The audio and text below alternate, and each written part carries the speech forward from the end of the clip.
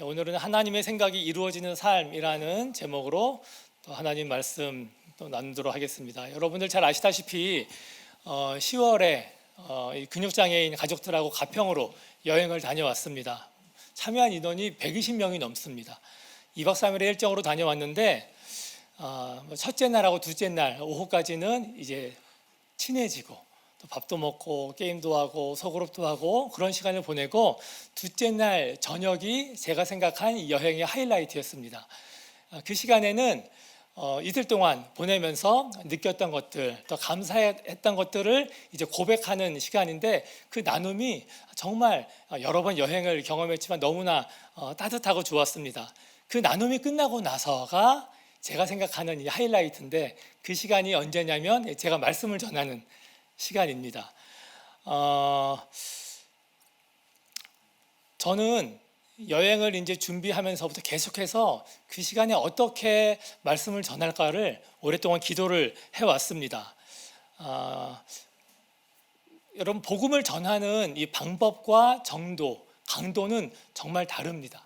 때와 장소에 따라 다르고 또 상대에 따라 다르기 마련인데, 저는 여태까지 9년 동안 계속해서 우리 근육장애인 가족들에게 복음을 증거해 왔습니다. 하나님이 어떤 분이고 또 우리가 어떤 존재이고 또 우리의 만남이 우연이 아닌 것들을 계속해서 전해왔고, 이때는 어떻게 복음을 전할까 생각하고 기도하던 중에 하나님이 저한테 엄청난 부담을 주시는 겁니다. 그 부담은 아낌없이 후회 없이 강력하게 복음을 증거하라는 부담이었습니다. 그래서 어떻게 말씀을 전해야 될지 계속 물었을 때 하나님이 저한테 콜링하라 라는 마음을 주셨습니다. 콜링은 아시겠지만 예수님 믿기로 결단을 요청하라는 마음을 제게 주셔서, 그 마음을 제가 이제 품게 되자 바로 이런 생각을 했습니다. 그분들은 여기에 여행으로 오는 건데 집회가 아니잖아요. 근데 여기서 막 강력하게 예수님 믿자고 제가 막 소리 지르고 요청을 하면 이분들이 얼마나 당황할까. 그리고 처음 오는 가정들이 한 7, 8가정이 되는데, 이분들이 반감을 갖고 또 이분들이 신앙이 있는지 전 알지도 못하는데 그렇게 결단을 요청했다가 그 첫 만남이 마지막 만남이 되지 않을까, 정말 주저하는 마음이 많았는데, 기도하면 할수록 하나님이 그 부담을 계속 저한테 부어주시는 겁니다. 그래서 말씀 전하러 올라가기 바로 전까지 계속 기도했는데 달라지는 것이 없어서 올라가서 정말 후회 없이 복음을 전했습니다. 하나님이 어떤 분이고 예수님이 어떤 일을 행하셨는지, 또 지금 예수님이 무엇을 원하시는지를 말씀드리고 제가 결단을 요청했습니다. 그 예수님께 나아오시라고, 그 하나님의 자녀로 살아가자고. 여태까지 9년 동안 개인적으로는 제가 예수님 믿으시자고 결단하시자고 얘기를 했지만, 공적인 자리에서 제가 그렇게 한 적은 단 한 번도 없었기 때문에 이분들이 많이 당황하셨나 봅니다. 첫 번째로 제가 결단을 요청했을 때 아무도 반응하지 않았습니다. 손을 들거나 표현을 해달라고 부탁을 했는데 반응을 안 하셔서, 저는 처음이니까 그리고 당혹스러우시니까, 그래서 두 번째 다시 복음을 다시 한번 다른 방법으로 설명하고 왜 예수님을 믿어야 되는지를 도전하고 그 예수님께 나아오자고 이제 요청을 했더니, 정말 놀랍게도 두 번째도 아무런 반응이 없는 겁니다. 근데 우리가 어떤 민족입니까? 밥 먹을 때도 부탁할 때도 몇 번 하죠? 3, 4번 해야 되잖아요. 그래서 삼고초려하는 마음으로 다시 한번 다른 각도로 복음을 또 설명하고 예수님께 나오시라고, 이게 얼마나 값진 일인지를 설명드리고 나오게 했는데, 세 번째 역시 정막 그 자체였습니다. 그거를 경험해보지 못한 사람들은 도저히 상상할 수 없습니다. 그래서 저는 너무 당혹스러워서 복음을 전하면서 또 반응하시겠지 하고 계속 기다리면서 하나님한테 긴급으로 이제 요청을 했습니다. 하나님, 이게 어떻게 된 일입니까? 저한테 결단하라고 해놓고 이게 무슨 일입니까? 전 어떻게 합니까? 라고 하나님한테 기도를 했는데, 하나님도 그 상황에 당황스러우셨는지 저한테 아무런 말씀을 안 하시는 겁니다. 그래서 저는 하나님이 또 이 자리 가운데 여러분이 들으신 그 말씀 여러분들이 잘 붙잡으시고 그 주님 앞으로 나오시기를 바란다는 말로 정말 경황도 없이 그날의 순서를 마무리하고 이제 숙소로 들어가서 곰곰이 생각을 했습니다. 왜 이런 일이 벌어졌던 것인가? 내 착각이었을까? 왜 하나님은 아무 일도 행하지 않으셨지? 라는 질문을 하면서 저 스스로에게 이렇게 생각을 했습니다. 하나님이 결단을 요청하게 한 이유는 그때 많은 사람들이 일어나서 예수님께 나오겠다고 하는 그 상황을 기대하신 게 아니라 그때 그 복음이 그런 방법으로 심겨지는 것을 원하시는 거다. 스스로 위로하고 격려하고 그날을 마무리했습니다. 여러분, 이와 같이 우리가 살면서 이런 경우들을 많이 겪지 않습니까? 여러분 어떻습니까? 여러분이 간절히 바라고 원하는 것들을 위해서 기도하고 하나님이 특별한 마음을 주어서 우리가 순종했는데 아무런 일도 벌어지지 않을 때 말입니다.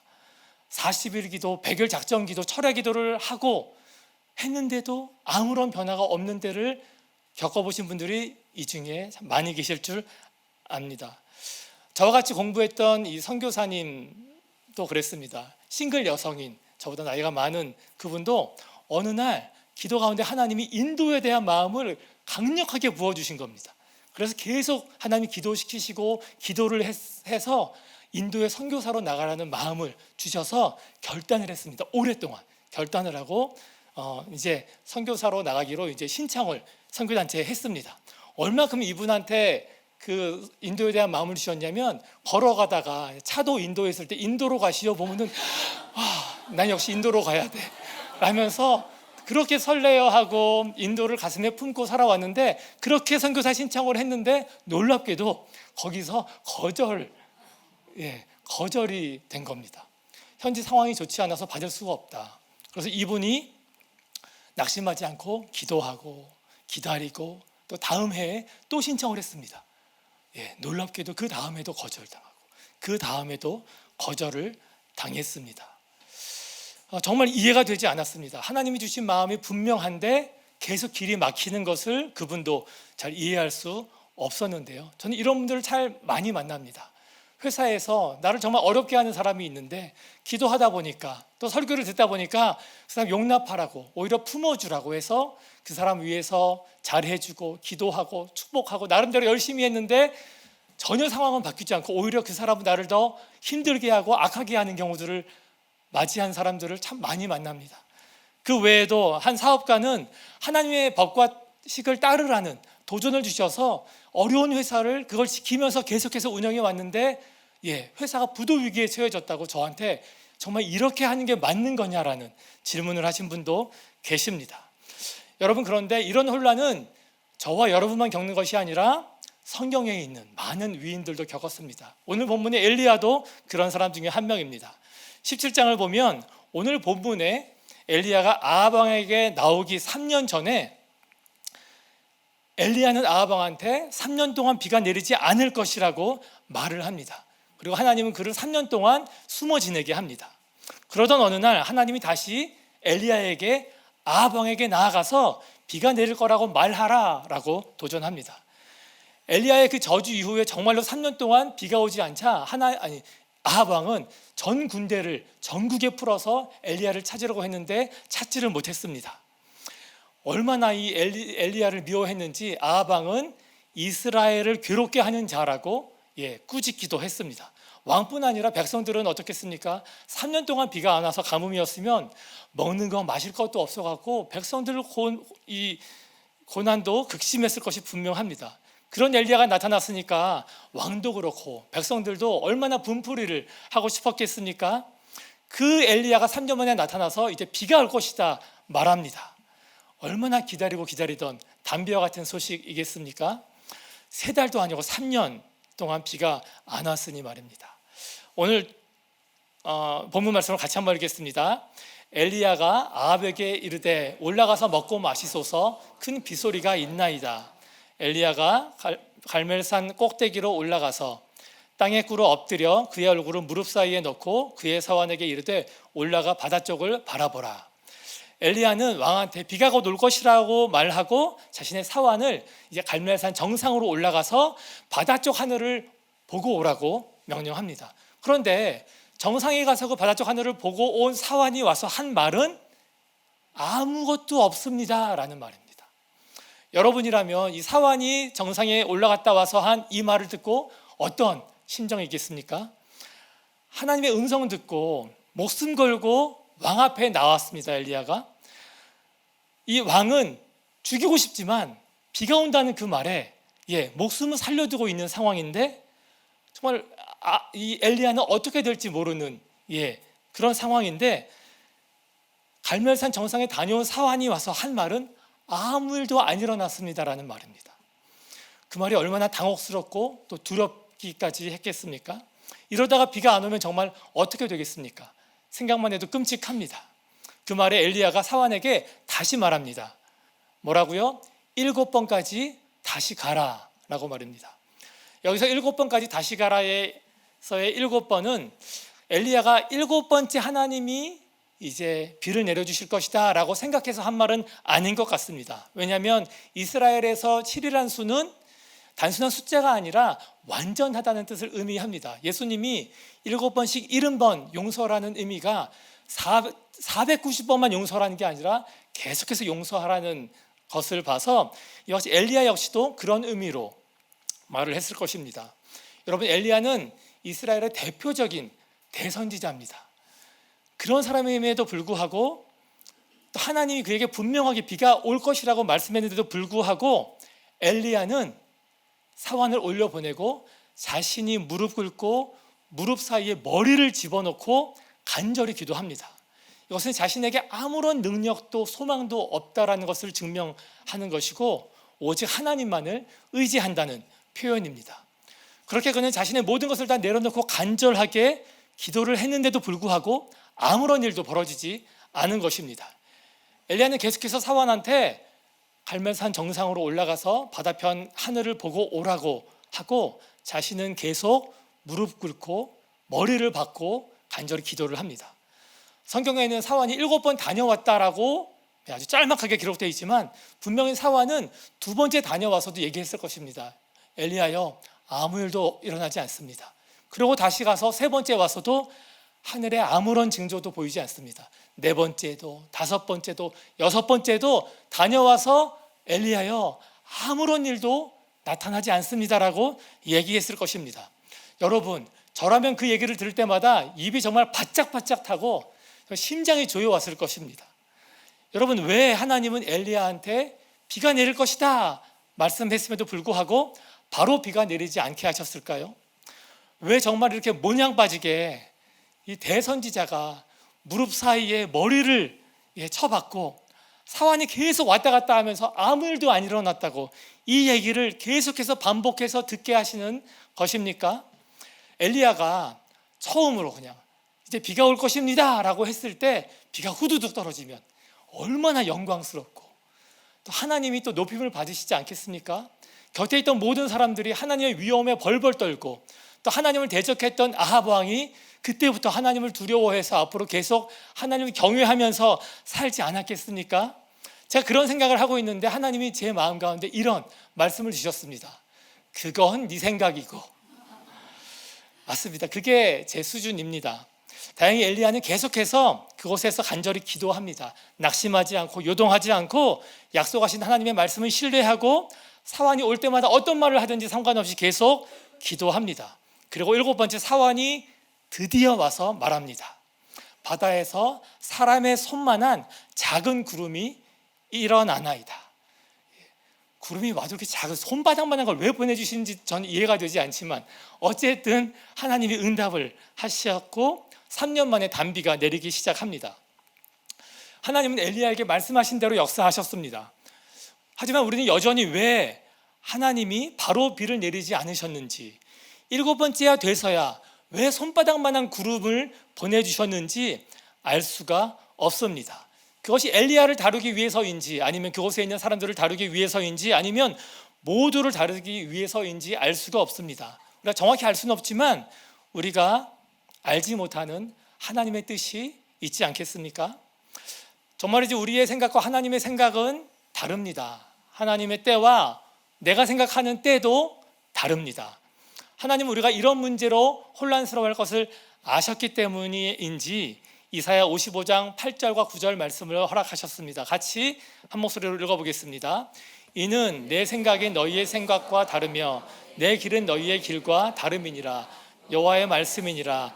이는 하늘이 땅보다 높음같이 내 길은 너희의 길보다 높으며 내 생각은 너희의 생각보다 높음이니라. 이것이 우리의 질문에 대한 하나님의 답변입니다. 그렇기 때문에 우리는 그것을 받아들이고 7번까지라도 하나님께 다시 나아가야 하는 것입니다. 상황과 환경 바뀌지 않아도 기도한 것처럼 계속해서 주님을 신뢰하고 내가 행할 바를 마땅히 행하며 우리의 자리를 지켜야 하는 것입니다. 그래서 우리는 이 7번까지 다시 가라, 이 말씀을 반드시 기억해야 합니다. 어떤 상황이든지 요동하지 않고 언제까지요? 손바닥만한 구름이 뜰 때까지 말입니다. 실제로 아프리카 부족인지 어딘지 모르겠는데 어떤 부족한테는 그 부족들이 기우제를 드리면은 반드시 비가 내리는 부족이 있다고 합니다. 근데 그것이 역사적인 사실이라고 합니다. 그게 믿겨지십니까? 아무리 가뭄이 와도 이 사람들이 기우제만 드리면 비가 온다는 사실 말입니다. 알고 봤더니 사실이 이렇습니다. 그들은 비가 올 때까지 기우제를 드린다고 했습니다. 그러니까 그 말이 맞는 것이죠.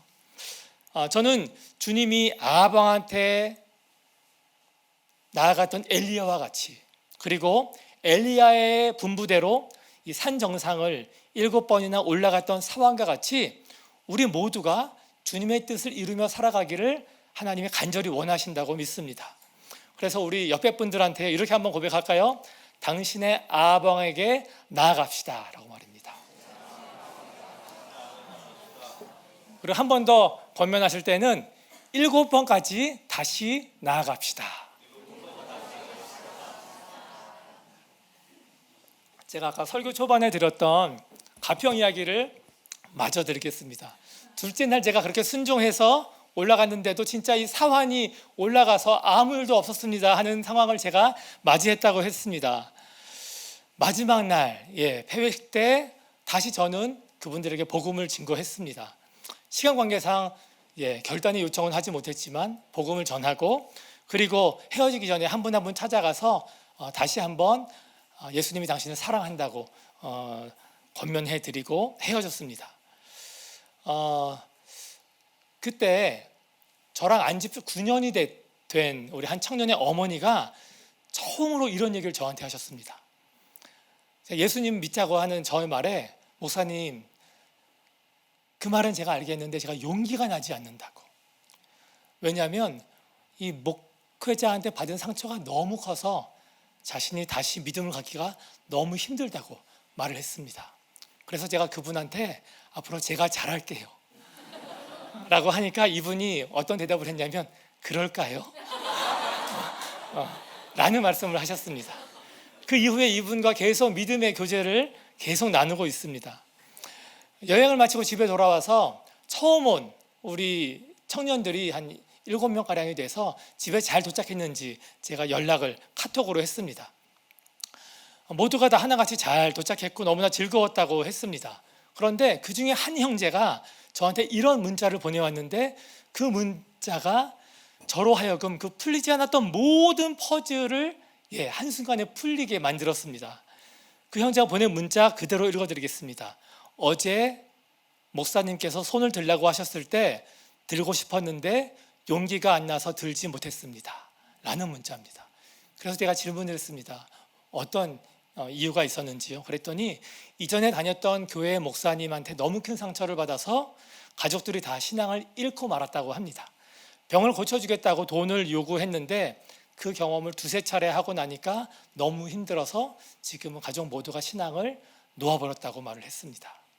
전 그제서야 그날 저녁에 제가 결단을 그렇게 강력하게 요청했을 때 하나님이 그 형제의 마음을 만지신 것을 알게 됐습니다. 그래서 그 형제가 그 이후에 저한테 이런 문자를 보냈습니다. 그런데 제가 다시 한번 노력해 보려고 합니다 라고 말입니다. 이 형제뿐만이 아닙니다.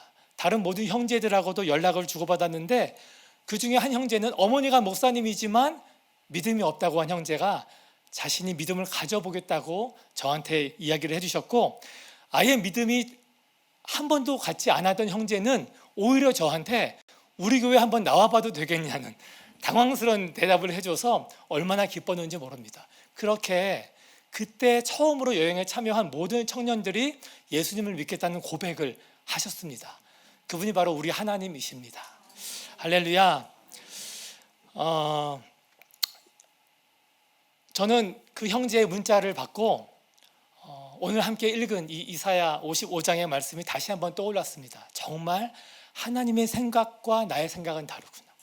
하나님의 때와 나의 때는 정말 다르구나라는 사실을 말입니다. 제 생각엔 그날에 저는 정말 불이 임할 줄 알았습니다. 수많은 사람들이 다 손을 들고 일어나고 다 강대상으로 나와서 예수님 따르겠다고 고백할 줄 알고 부푼 기대를 안았습니다. 근데 정말 몇몇 분들은 그럴 때가 된 분들이 계셨습니다. 마음이 열린 분들이 많이 계셔서 저분들은 반응을 할 거야 그래서 콜링하고 그분들만 쳐다봤는데 한 명도 저와 눈을 마주치지 않았습니다. 아까 말씀드렸던 우리 인도로 선교를 가려고 했던 분 이야기를 해드리겠습니다. 그분이 어떻게 됐는지 아십니까? 웬만한 사람이면 그렇게 결단하고 3년을 거절을 받았는데 하나님 나한테 어떻게 이러실 수 있어요? 하고 마음 닫았을 겁니다.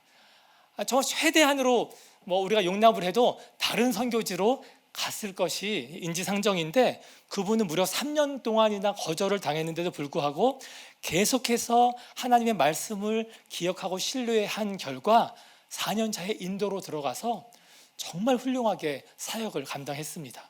그분이 나중에 저한테 이런 고백을 했어요. 자신은 그 3년 동안 정말 선교사로서 준비되어진 시간을 보냈다고 말입니다.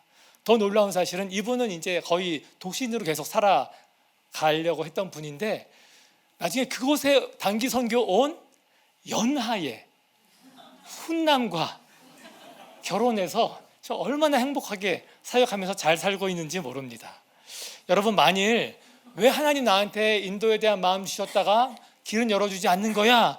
라고 생각하고 선교사의 삶을 포기했다면 그 같은 열매들을 그분이 맛볼 수 있었겠습니까? 제가 최근에 유튜브를 보다가 한 40분가량의 이 기독교 영화를 제가 보게 됐습니다. 제목이 더 스크립트라는 영화입니다. 봤는데 너무 재밌는 거예요. 그래서 재밌기도 하고 저한테 도전하는 게 너무나 커서 제가 보고 다시 한 번을 보고 그렇게 해서 제가 4번을 연달아서 아니면 총 4번을 봤습니다. 근데 보다 보니까 우리 교회 청년이 또 거기 출연을 하는 거예요. 보기 원하는 분들은 더 스크립트라고 검색을 해보시든지 저한테 연락 주시면 제가 링크를 보내드리겠습니다. 이 영화를 짧게 설명하자면 우리가 살아가는 일상은 영화 촬영 중인 무대라는 겁니다. 그리고 우리는 배우입니다. 그리고 배우들에게는 이 대본이 주어졌는데 그 대본은 다름 아닌 성경입니다. 배우인 우리들은 좋든 싫든 매일매일 마주해야 되는 사람들이 있고 상황들이 있고 관계들이 있습니다. 그 안에 갈등도 있고 문제들도 있습니다. 그런데 그 앞에 내가 좋든 싫든 어떻게든 반응하며 살아가야 되는데 그 반응을 이 대본대로 하느냐 아니면 내 생각과 감정대로 하느냐에 따라서 이 배우의 다음 씬이 결정이 납니다. 이 대본이 성경을 잘 묵상하고 그 기록된 말씀대로 또 하나님의 성품대로 내가 대사를 하고 반응을 하면 작가가 써놓은 다음 씬으로 바로 넘어가게 되는데 자기 맘대로 소위 애드립을 치게 되면 그 뒤에 예정된 모든 이 무대와 이 씬들이 다 바뀌게 됩니다. 거기서는 곧 결혼하게 될 이 다음 회에 나올 이 등장인물인 여자가 이 극에서 하차하게 됩니다. 이 주인공이 혼자 마음대로 애드립을 쳐갖고 다 바뀌어버린 겁니다. 그 사실을 알게 되고 이 주인공이 깜짝 놀라게 됩니다. 그러면서 이 감독이 이 주인공을 불러서 말합니다. 너가 계속 대사를 애드립으로만 치니까 NG가 너무나 많이 나서 너의 이 씬이 너무 오래 간다. 딴 사람들은 그 신이 넘어가고 다른 신, 다음 신으로 가고 있는데 너 혼자 계속 주구장창 이 신에 머물러 있으니까 제발 대본 좀 보라고, 대본 좀 묵상하고 그대로 대사하고 반응하라고 말입니다. 저는 우리가 살아가는 인생이 정말 이 영화의 이 모습과 같다고 생각을 합니다.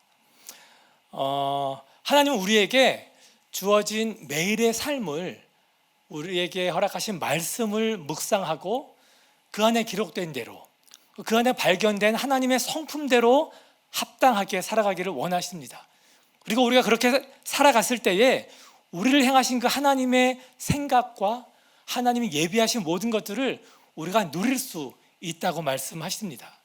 저는 오늘 여러분에게 하나님의 생각과 때가 우리와 다르고, 그리고 우리가 그러한 삶을 살아가야 하는 것을 나눴습니다.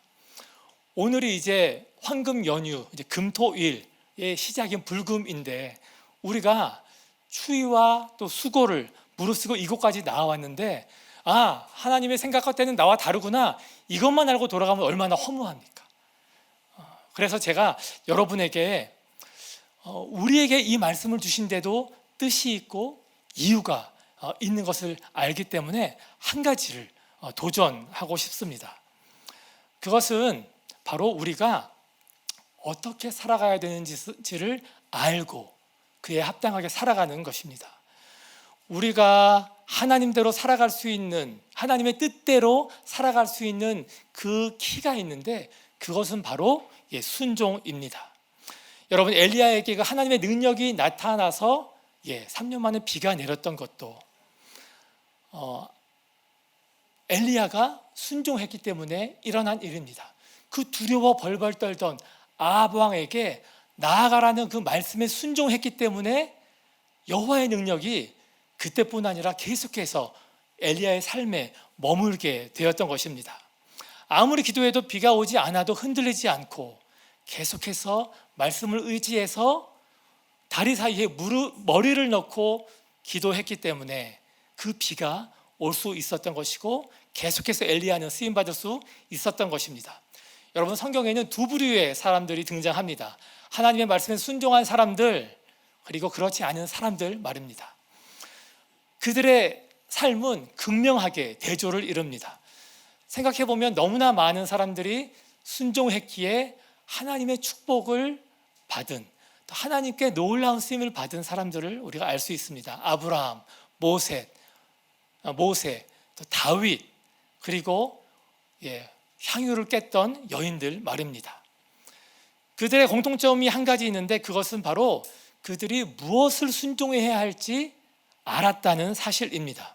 반면에 순종하지 않았던 사람들의 결과는 매우 참혹하고 그들의 삶에서도 공통되는 사실이 하나 있는데 그것은 바로 그들은 무엇을 순종할지 알지 못했다라는 사실입니다. 아니, 그들은 무엇을 순종할지조차 구하지 않았던 사람들입니다.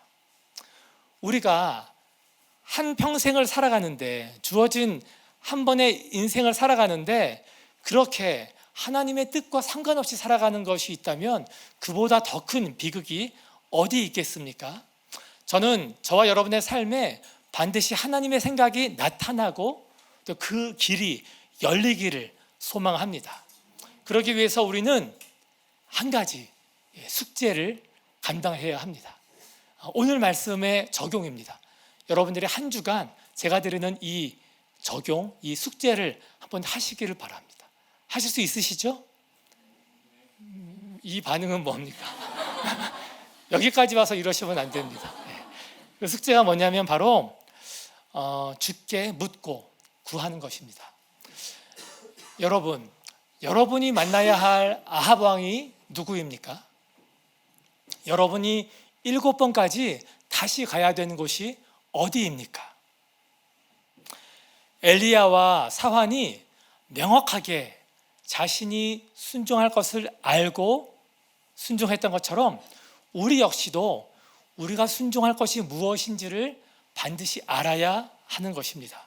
그러기 위해서 우리는 매일 아침 하루를 시작할 때에 이렇게 여쭤보기를 원합니다. 주님, 오늘 제가 무엇에 순종하기를 원하십니까? 라고 말입니다. 어떤 순종을 하나님께 올려드리기를 원합니까? 라고 말입니다. 그래서 여러분, 내일 아침부터 하루를 시작할 때, 기도하실 때 이렇게 한번 기도해 보시겠습니까? 하나님, 제가 오늘 누구를 만날까요? 내가 만나야 될 사람이 있다면 하나님, 내가 그 사람에게 어떤 말을 할까요? 내가 그 사람을 어떻게 대할까요? 라고 말입니다. 오늘 하루 또 여유 있는 시간이 있다면 하나님, 이 시간 제가 무엇을 하기를 원하십니까? 라고 질문하시기를 바랍니다. 재정적인 꽁돈이 생겼다면 하나님, 이 재정을 어디에 사용하기를 원하십니까?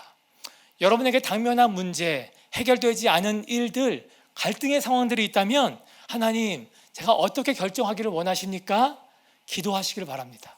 그리고 무엇을 기도할지 알지 못할 때에, 아니, 여러분들이 정해놓은 기도를 날마다 해왔지 않습니까? 하지만 내일 아침부터는 내가 구하는 것이 정해져 있는 그 기도를 다 내려놓고 이런 기도 한번 해보시지 않겠습니까? 하나님, 내가 어떤 기도하기를 원하십니까? 나의 어떤 기도를 주님 받기를 원하십니까? 라고 말입니다. 그리고 우리에게 주신 그 하나님의 말씀 앞에 우리가 겸손하게 반응하는 여러분 되시기를 바랍니다. 이것은 정답을 내가 정해놓고 하는 기도보다 비교할 수 없이 하나님 앞에 값지고 보배로운 것이 아닐 수 없습니다. 저는 전에 그렇게 하나님이 주신 말씀에 순종했던 사람들의 고백을 잊을 수가 없습니다. 예전에 우리 하시조를 종이에 써서 냈을 때 그때 우리 초등학생들이 냈던 이 하시조 노트가 있어요. 그때 한 친구가 하나님께 기도했을 때 하나님 주신 마음 앞에 순종한 게 뭐냐면 자기 반 친구가 다쳐서 기부스를 했대요.